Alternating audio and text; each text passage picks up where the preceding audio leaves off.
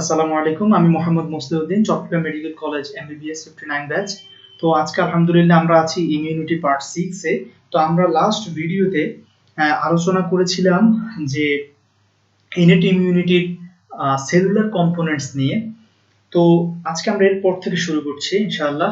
তো আমরা লাস্ট ভিডিওতে বলেছিলাম যে আমরা আবার একটু বলি যে ম্যাক্রোফেজ। ওকে, এই ম্যাক্রোফেজ নিয়ে আমরা আলোচনা করেছিলাম। তো ম্যাক্রোফেজের আরেকটা জিনিস আমাদের জানতে হবে যে এই যে ম্যাক্রোফেজ, এই ধরুন এটা হলো একটা ম্যাক্রোফেজ, ঠিক আছে। আমরা জানি যে অপসোনাইজেশন একটা ব্যাপার আছে, অপসোনাইজেশন। তো অপসোনাইজেশনটা কে করে? বিভিন্ন আমাদের এখানে থাকে যে কমপ্লিমেন্ট সিস্টেম থাকে। এছাড়াও কমপ্লিমেন্ট সিস্টেম ছাড়াও আরো কিছু অ্যাকিউট ফেজ প্রোটিন আছে, যেমন মানমান বাইন্ডিং লেকটিন প্রোটিন, এটাও এরকম কিছু অপসোনাইজেশন। তো কি এই ম্যাক্রোফেজের সেল ওয়ালে রিসেপ্টর থাকে। কার জন্য রিসেপ্টর? এটা হচ্ছে ইমিউনোগ্লোবিউলিন জি। এই ইমিউনোগ্লোবিউলিন জি এর ফিক্সড পোরশন, এই যে এটা হলো এফসি, হ্যাঁ, অর্থাৎ কি ফিক্সড চেইন।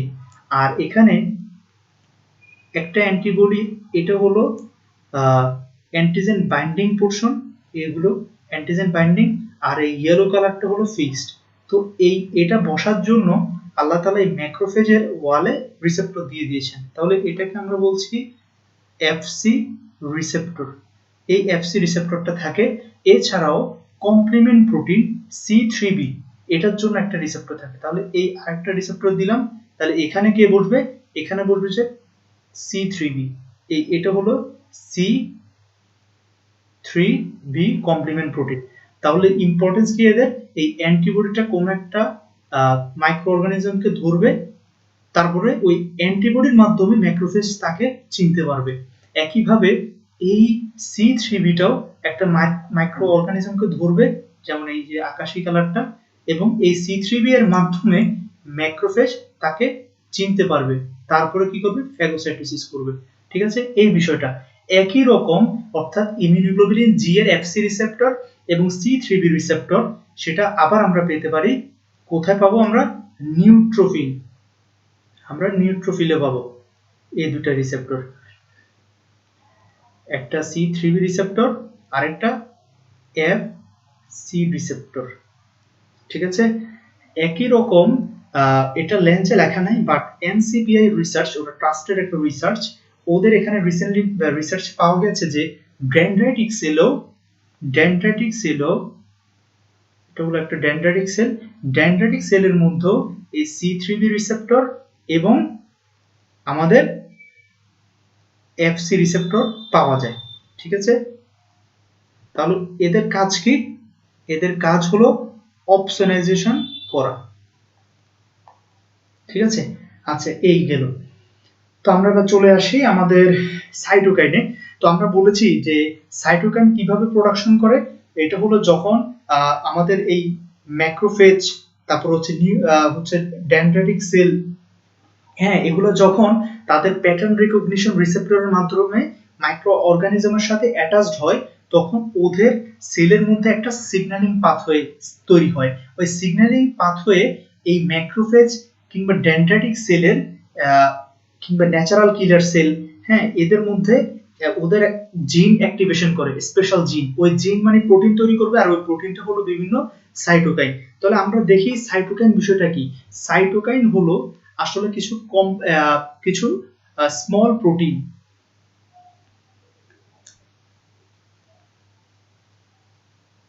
তাহলে আমরা আছি কোথায়? সাইটোকাইনে। সাইটোকাইন হলো কি? তাদের কেমিক্যাল স্ট্রাকচার হলো তারা স্মল মলিকিউলার ওয়েট প্রোটিন। ঠিক আছে, আচ্ছা এখন এই সাইটোকাইনটা কারা সিনথেসিস করবে, কারা তৈরি করবে? তাহলে আমরা যেহেতু ইনেট ইমিউনিটিতে আছি, এই সাইটোকাইনটা ইনেট ইমিউনিটির মধ্যে কোন কোন সেল তৈরি করছে আমরা সেটা দেখি। তার আগে দেখি আমরা ইনেট ইমিউনিটির সাথে রিলেটেড সাইটোকাইন কি কি আছে। ইন্টারলিউকিন 1, তারপরে আছে ইন্টারলিউকিন, এটা আমি একসাথে যাতে দেখানো যায়। ওকে, তাহলে কি কি বললাম? Interleukin 1, interleukin 6 tumour necrosis factor and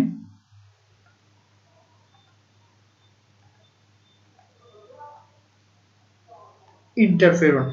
ওকে, তাহলে এবার আসি আমরা সোর্স, অর্থাৎ কোন সেল থেকে কোন ইন্টারলিউকিন তৈরি হয়, তারপরে আমরা দেখব যে তার ফাংশন কি। ঠিক আছে, আচ্ছা, তো এখন দেখেন ইন্টারলিউকিন 1, এই চারটা যে ইন্টারলিউকিন লিখলাম সবগুলোই ম্যাক্রোফেজ থেকে তৈরি হতে পারে, অর্থাৎ ম্যাক্রোফেজটা হলো কমন। কেমন? আচ্ছা, তো আমরা শর্টলি ম্যাক লিখি, ম্যাক্রোফেজ ম্যাক্রোফেজ। আচ্ছা, এরপরে আর কার থেকে তৈরি হয়? প্লাস। এটার জন্য আমরা একটা নিমোনিক্স মনে রাখতে পারি, সেটা হলো ডেন ডেফ, ডি, আর এখানে ম্যাক্রোফেজের সাথে ই, এখানে এন, আর এখানে ডি ই এফ। এটা হচ্ছে সেল মনে রাখার টেকনিক। এই চার্টগুলো থেকে কিন্তু আমাদের এমসিকিউ আসে এবং পোস্ট গ্রাজুয়েশনে ইনশাআল্লাহ এখান থেকে প্রশ্ন দেওয়া হয়। এরপরে আমরা দেখি তাহলে ডি দিয়ে কি? ডি দিয়ে হচ্ছে ডেনড্রাইটিক সেল, ডেনড্রাইটিক সেল। তারপরে ই দিয়ে হচ্ছে কি? এন্ডোথেলিয়াল সেল,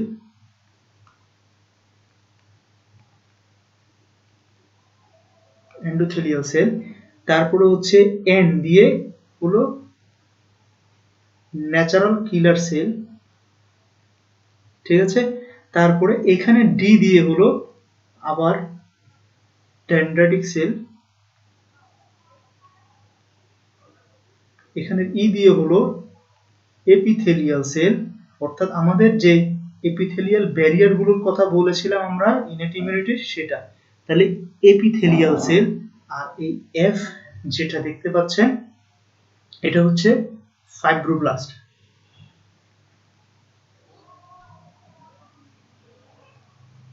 ঠিক আছে, অর্থাৎ কানেকটিভ টিস্যুর ফাইব্রোব্লাস্ট থেকেও তৈরি হয়। তাহলে এটা হচ্ছে সোর্স। চলুন এবার আমরা দেখি ফাংশন কি। তাহলে ইন্টারলিউকিন 1 এর ফাংশন হলো যে ও ব্লাড ভেসেলস এর এন্ডোথেলিয়াল লাইনিং এ সিলেক্টিন এক্সপোজ করে। তাহলে exposure of selectin and adhesion molecule. Okay, তাহলে এই সিলেক্টিন এবং অ্যাডিশন মলিকিউল যখন এক্সপোজ হবে তখন এই সিলেক্টিনের সাথে এবং অ্যাডিশন মলিকিউলের সাথে ব্লাড ভেসেলস এর মধ্যে যে ব্লাডটা ফ্লো হচ্ছে সেখানে কি আছে? লিউকোসাইট। ওই লিউকোসাইট গুলো অ্যাডিশন হয়ে হয়ে তারা ব্লাড ভেসেলস থেকে ডায়াবেটিস হয়ে এট দ্য সাইট অফ ইনফ্লামেশনে চলে আসবে। ওকে, তাহলে এই একটা কাজ করছে। আর আরেকটা কাজ হচ্ছে যে ওরা কি করবে, এই ইন্টারলিউকিন 1টা ওরা লিভারে গিয়ে লিভারের হেপাটোসাইটকে স্টিমুলেট করবে, স্টিমুলেট করে সেখান থেকে অ্যাকিউট ফেজ প্রোটিন তৈরি করবে, acute phase protein synthesis, synthesis.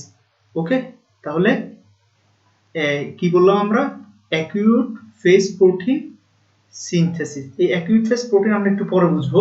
আচ্ছা, এরপরে আরেকটা কাজ ওরা কি করে, এই ইন্টারলিউকিন 1টা ও হাইপোথ্যালামাসে গিয়ে কি করবে?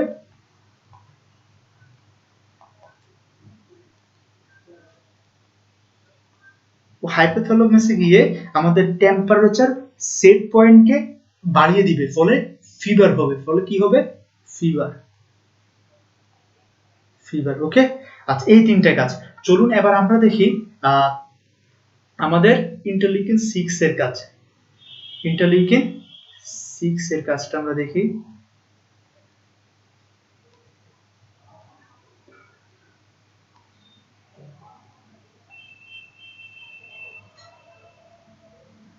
ওকে, তো ইন্টারলিউকিন 6 এর কাজটা হলো ও লিভারে, এই কাজটা আমরা আর না লিখি, ও এই কাজটা করে, অর্থাৎ লিভারে গিয়ে সে অ্যাকিউট ফেজ প্রোটিন সিনথেসিস করে, প্লাস আরেকটা কাজ করে, সে বোন ম্যারোকে স্টিমুলেট করে সে কি করে, সেখান থেকে আমাদের এটাকে কি বলে, বি সেল প্রোডাকশন বাড়ায়।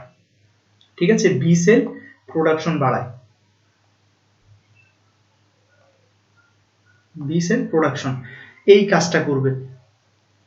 চলুন তাহলে এই দুইটা কাজ করে কে, ইন্টারলিউকিন 6। তাহলে এবার আমরা দেখব টিএনএফ এর, টিউমার নেক্রোসিস ফ্যাক্টর।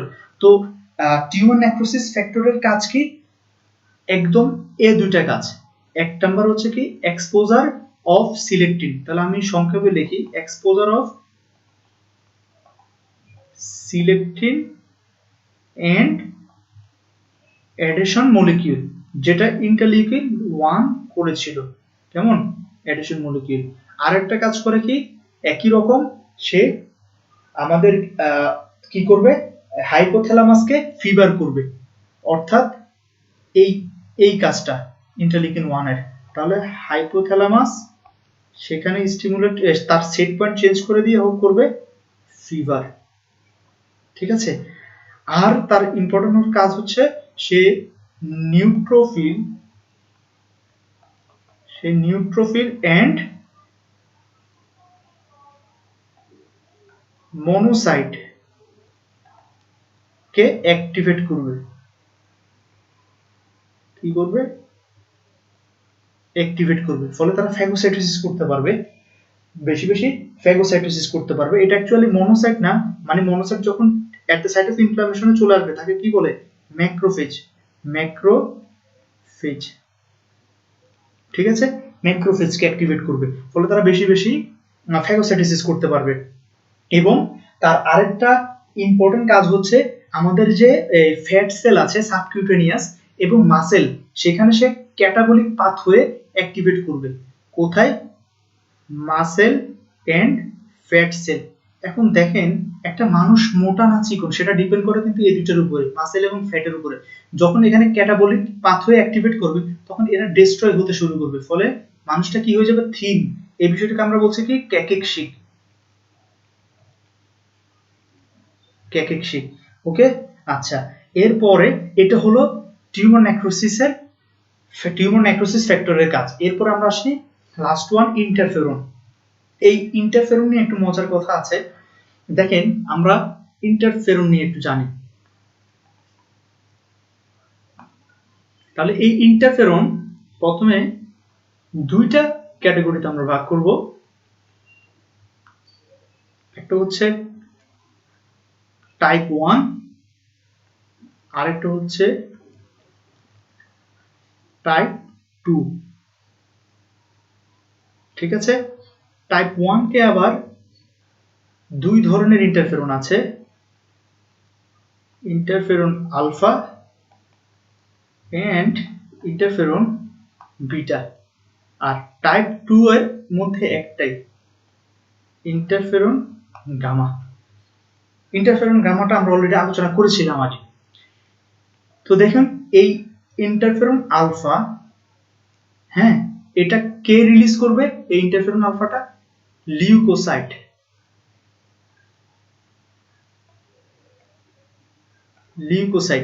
আর এই ইন্টারফেরন বিটা, এটা হচ্ছে নন হেমাটোপোয়েটিক সেল।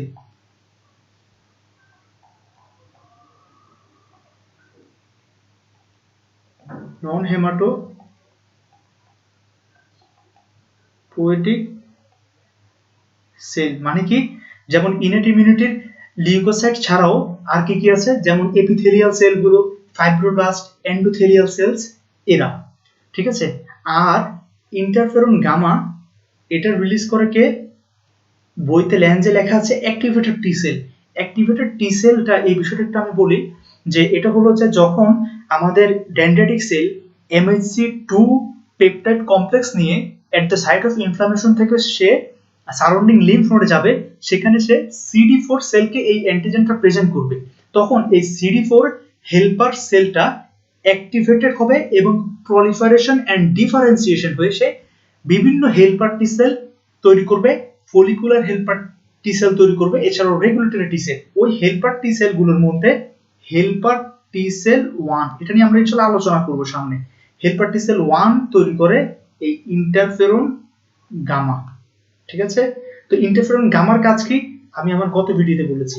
আচ্ছা, তারপরে এই ইন্টারফেরন গামা আরেকটা সেল তৈরি করে, এটা আমরা গত ভিডিওতে বলেছি, সেটা হলো ন্যাচারাল কিলার সেল। ন্যাচারাল কিলার সেল, ঠিক আছে? এই দুটো তৈরি করে ইন্টারফেরন গামা।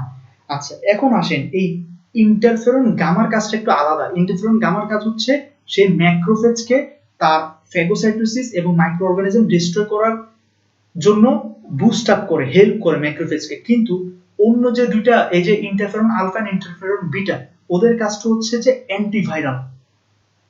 তো কিভাবে অ্যান্টিভাইরাল, এটা একটু মজার বিষয়, আমরা দেখি। ধরুন যে এটা একটা সেল, এটা যে কোনো একটা বললেই ইনশাআল্লাহ দুইটা বোঝা যাবে, কারণ ইন্টারফেরন আলফাটা হচ্ছে লিউকোসাইটে আর ইন্টারফেরন বিটা হচ্ছে নরমাল সেল, কিন্তু দুটোর মধ্যে একই রকম কাজ। তো ধরুন কোনো কারণে এখানে একটা ভাইরাল ডিএনএ ওর আরএনএ আসলে এখন এই সেলের মধ্যে আল্লাহ তাআলা তার কিছু রিসেপ্টর দিয়ে দিয়েছে যে আমাকে একটা ভাইরাস অথবা একটা ভাইরাল প্রোটিন অ্যাটাক করেছে। যখনই সে একে ডিটেক্ট করতে পারবে এই ইন্ট্রাসেলুলার রিসেপ্টর দিয়ে, ঠিক আছে? ইন্ট্রাসেলুলার রিসেপ্টর, এই ধরুন এটা হলো ইন্ট্রাসেলুলার রিসেপ্টর, সে চিনতে পারলো যে একটা ভাইরাস আমাকে অ্যাটাক করেছে, ভাইরাল ডিএনএ ও আরএনএ আছে। তখন কি করবে, এখানে একটা সিগন্যালিং পাথওয়ে তৈরি হবে। এই রিসেপ্টর থেকে একটা সিগন্যালিং পাথওয়ে তৈরি হয়ে সেটা যাবে কোথায়, এই সেলটার নিউক্লিয়াসে। নিউক্লিয়াস আছে কি ডিএনএ, ডিএনএ তে আছে জিন। তখন জিন অ্যাক্টিভেশন হবে। তাহলে আমরা জানি একটা জিন একটা প্রোটিন তৈরি করে, ওই প্রোটিনটাই হলো এটা। এখানে কি প্রোটিন, ইন্টারফেরন। ওকে, এই ইন্টারফেরনটা তৈরি হলো। এখন দেখেন একটা সেলের পাশে আরো সেল আছে, এখানে আশেপাশে আরো সেল আছে। তো আমরা জানি ভাইরাসের নেচার কি, সে একটা সেলে ঢুকে সেখানে অনেকগুলো কপি তৈরি করে, তারপরে এই সেলটাকে ব্লাস্ট করে বেরিয়ে আশেপাশের সেলগুলোকে অ্যাটাক করে। এখন যে সেলটাতে প্রথম আসলো এই সেলটা ইন্টারফেরন, যে ইন্টারফেরনটা তৈরি করলো, এই ইন্টারফেরন সে রিলিজ করে দিবে পাশের সেলগুলোতে। মানে ও হচ্ছে আত্মত্যাগী, নিজে মরে গিয়ে অন্যকে হেল্প করছে। তো এখন এই সেলগুলোতে আল্লাহ তাআলা এই ইন্টারফেরনের জন্য রিসেপ্টর দিয়ে দিয়েছেন, রিসেপ্টর দিয়ে দিয়েছেন।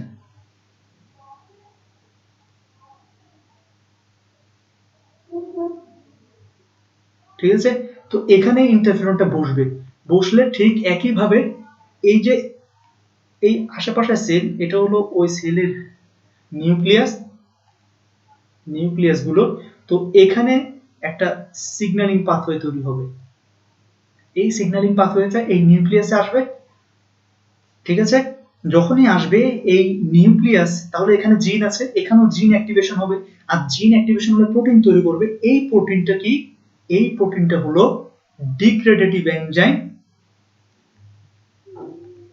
ডিগ্রেডেটিভ, বিভিন্ন ডিগ্রেডেটিভ এনজাইম তৈরি হবে এখানে।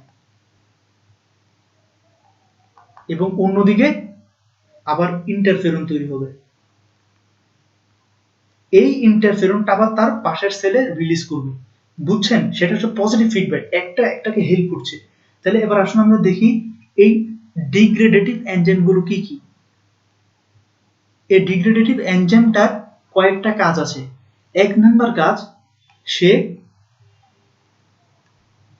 ভাইরাসটাকে ইনঅ্যাক্টিভেট করে দেওয়ার চেষ্টা করবে। অর্থাৎ ভাইরাল যে ডিএনএ বা আরএনএ আছে, অর্থাৎ ভাইরাসটাকে ইনঅ্যাক্টিভেট করতে চেষ্টা করবে। যদি না পারে তাহলে ভাইরাস থেকে পরবর্তীতে ভাইরাসের এই ডিএনএ আরএনএ কে কি করবে, ট্রান্সক্রিপশন করে তৈরি হবে প্রোটিন। ঠিক আছে না? কি তৈরি হচ্ছে, এমআরএনএ, এমআরএনএ তৈরি হবে। তাহলে এই ভাইরাল এমআরএনএ কে, ভাইরাল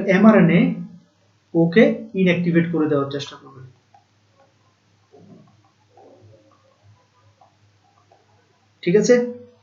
তো ভাইরাল এমআরএনএ কেও ইনঅ্যাক্টিভেট করতে পারলো না ধরুন, তাহলে তখন সে কি করবে, তাহলে প্রথমে ভাইরাসের ডিএনএ বা আরএনএ থেকে তৈরি হচ্ছে এমআরএনএ, তো এমআরএনএ থেকে তৈরি হবে কি প্রোটিন। তো প্রোটিনটা কিভাবে তৈরি হয়, একটা অ্যামাইনো অ্যাসিড আরেকটা অ্যামাইনো অ্যাসিড আরেকটা অ্যামাইনো অ্যাসিড আরেকটা অ্যামাইনো অ্যাসিড, এভাবে পেপটাইড বন্ড দিয়ে বন্ড হয়ে হয়ে। তো এই ডিগ্রেডেটিভ এনজাইম গুলো কি করবে, এই পেপটাইড বন্ডটা হতে দিবে না, ফলে ভাইরাল প্রোটিনটা তৈরি হচ্ছে না। ঠিক আছে। আরেকটা কাজ হচ্ছে যে তারা কি করবে, অ্যাপোপ্টোসিস, অর্থাৎ যে সেলটা ভাইরাস ইনফেক্টেড সেলটাকে অ্যাপোপ্টোটিক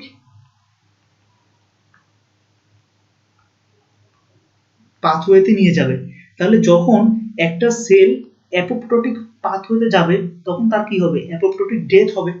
ফলে এই সেলটা যখন মরে যাবে, দেখেন আশেপাশে এগুলো যখন ডেড হয়ে যাবে তখন এখানে আর এই ভাইরাসটা গ্রো করতে পারবে না, এখানে যে ভাইরাসটা ঢুকে যায় সেটা গ্রো করতে পারবে না, কারণ সেল মরে গেলে সেলের রাইবোজোম কি মরে যাবে, ফলে প্রোটিন আর তৈরি করবে কিভাবে, এভাবে ইন্টারফেরন অ্যান্টিভাইরাল অ্যাক্টিভিটি শো করে। তাহলে এই ইন্টারফেরনটাও এক ধরনের কি বললাম আমরা, সাইটোকাইন। কেন, দেখেন এই ইন্টারফেরনটা একটা সেল থেকে রিলিজ হয়ে তার পাশের সেলের উপরে কাজ করছে, অর্থাৎ প্যারাক্রাইন ফ্যাশন। তাহলে আমরা জানি যে সাইটোকাইন অটোক্রাইন এবং প্যারাকাইন ফ্যাশনে কাজ করে, এটাকে আমি বলছি কি প্যারাক্রাইন ফ্যাশন। ঠিক আছে। আচ্ছা, তাহলে এই গেল আমাদের এই বিষয়টা। এবার আসেন যে একটা লিউকোসাইট, অর্থাৎ স্পেশালি লিউকোসাইট বলতে ইনেট ইমিউনিটির কোন সেলগুলোকে বোঝায়, দুইটা সেল, মনোসাইট এন্ড নিউট্রোফিল। অন্যগুলাও আসবে বিভিন্ন ইনফেকশনের ধরনের উপরে, মাইক্রো অর্গানিজম কোনটা তার ভিত্তিতে। তো আমরা দেখি তাহলে একটা লিউকোসাইট কিভাবে ব্লাড ভেসেলস থেকে এট দ্য সাইট অফ ইনফ্লামেশনে আসে। তো ধরুন এখানে কিছু এখানে হলো একটা টিস্যু, এগুলো হলো টিস্যু সেল, একই সাথে এখানে আছে resident macrophage and dendritic cell, এবং আছে মাস্ট সেল। এই হলো মাস্ট সেলের গ্র্যানিউলস। তাহলে এটা একটা টিস্যু, আর একটা টিস্যুর ব্লাড সাপ্লাইয়ের জন্য তার পাশে আছে ব্লাড ভেসেলস, অর্থাৎ এটা হলো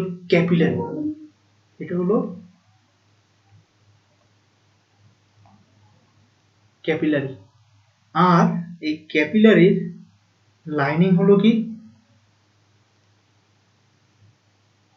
এন্ডোথেলিয়াল সেলস। ঠিক আছে। এখন এখান দিয়ে ফ্লো হচ্ছে মনোসাইট এবং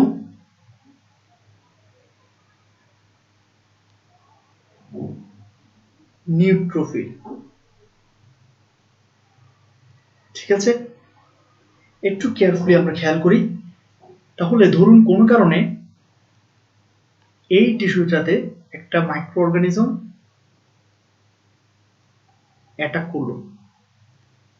অ্যাটাক করলে এই ম্যাক্রোফেজ তাকে ফ্যাগোসাইটোসিস করবে, ডেনড্রাইটিক সেল ফ্যাগোসাইটোসিস করবে। ঠিক আছে, তারপরে হিস্টামিন বিভিন্ন সাইটোকাইন রিলিজ করবে।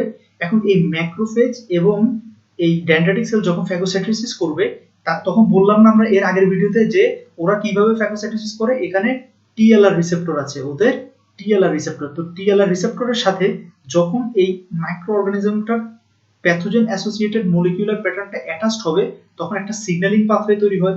ওই সিগন্যালিং পাথওয়ে তৈরি হলে কি হয়, ম্যাক্রোফেজ ডেনড্রাইটিক সেল থেকে কি রিলিজ হতে শুরু করবে, ইন্টারলিউকিন। তাহলে ম্যাক্রোফেজ এবং ডেনড্রাইটিক সেল এদের থেকে কি ইন্টারলিউকিন রিলিজ হয়, একটু আগে আমরা দেখলাম interleukin 1, interleukin 6 and tumour necrosis factor, এছাড়াও আমাদের এখানে রিলিজ হচ্ছে কি কিছু ক্ষেত্রে সেটা হচ্ছে যে ইন্টারফেরন।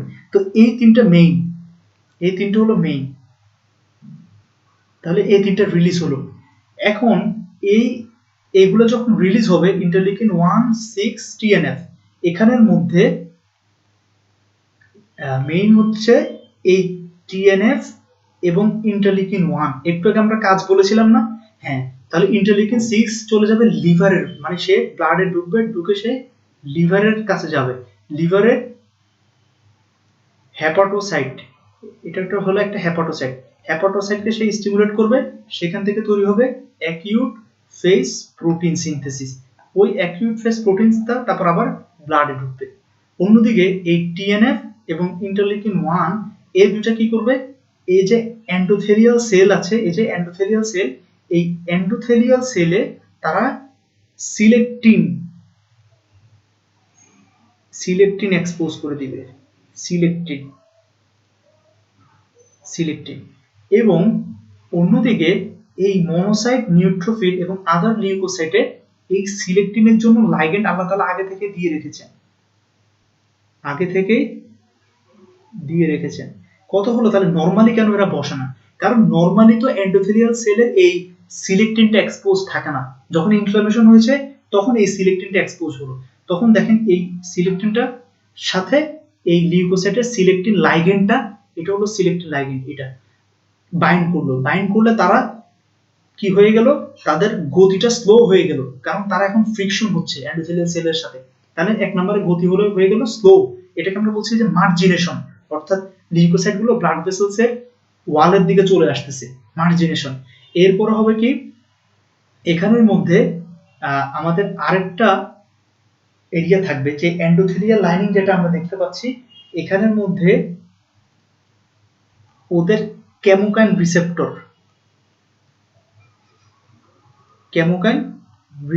এই লিউকোসাইটে, এটা হলো কেমোকাইন রিসেপ্টর, এগুলো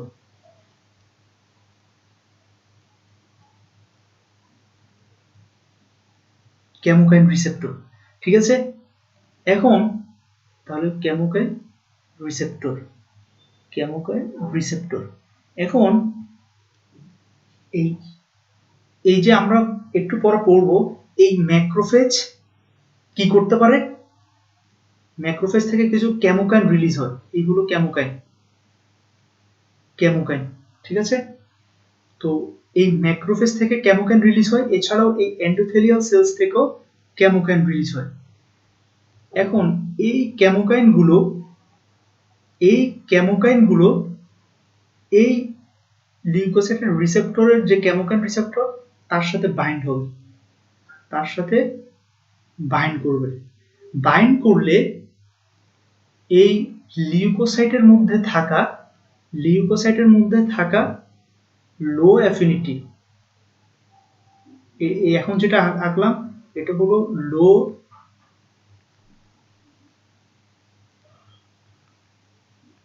অ্যাফিনিটি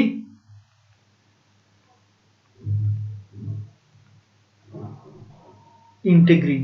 ঠিক আছে, একইভাবে নিউট্রোফিলও এরকম। তো লো অ্যাফিনিটি ইন্টিগ্রিন থাকে, আর এই লো অ্যাফিনিটি ইন্টিগ্রিনের রিসেপ্টর থাকে এন্ডোথেলিয়াল সেলসে। ঠিক আছে, তো যখন এই কেমোকাইন এই কেমো রিসেপ্টরের সাথে বাইন্ড হবে, তখন এই লো অ্যাফিনিটি ইন্টিগ্রিনটা হাই অ্যাফিনিটি ইন্টিগ্রিনে কনভার্ট হবে, এবং হওয়ার পরে সে এই এন্ডোথেলিয়াল সেলের লাইনিং এ ইন্টিগ্রিনের জন্য যে রিসেপ্টর আছে, এটা হলো ইন্টিগ্রিনের রিসেপ্টর, এটার নাম কি, সেলুলার অ্যাডেশন মলিকিউল। এরা পরস্পর বাইন্ড হবে, বাইন্ড হয়ে গেলে এটা হচ্ছে খুব শক্ত বন্ধন হয়ে গেলে তখন এই মনোসাইট এবং নিউট্রোফিল ব্লাড ভেসেলস থেকে স্কুইজ করে তোরা এট দ্য সাইট অফ ইনফ্লামেশনে চলে আসলো। এটাকে বলছে কি, ডায়াবেটিস। একইভাবে নিউট্রোফিলও এখানে চলে আসবে। এটাকে আমরা বলছি কি, মানে কিভাবে লিউকোসাইট গুলো এট দ্য সাইট অফ ইনফ্লামেশনের সাইটে প্রবেশ করছে। ঠিক আছে, এভাবে। আচ্ছা, তাহলে এগুলোই হলো মূলত সাইটোকাইন নিয়ে আমাদের আলোচনা, সাইটোকাইনটা কিভাবে কাজ করছে ইন্টারফেরন বললাম। তো আমার ল্যাপটপ আসলে চার্জ নাই, তো ইনশাল্লাহ এই চ্যাপ্টারটা শেষ, কেমোকাইন নিয়ে দু একটা কথা আছে, ইনশাল্লাহ আমরা আগামী ক্লাসে আলোচনা করব। আল্লাহ হাফিজ।